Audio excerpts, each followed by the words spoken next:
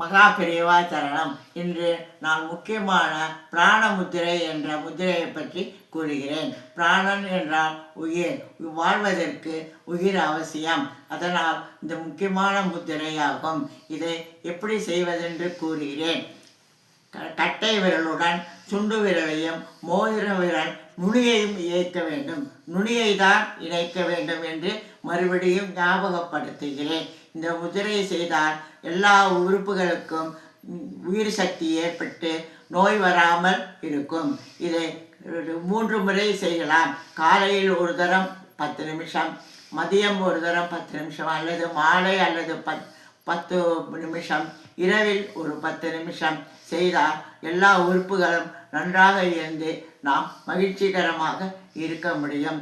எல்லோரும் பிராண முத்திரை செய்து நலமாக இருக்க பகவானை பிரார்த்தித்து கொண்டு இந்த காணொளியை முடிக்கிறேன்.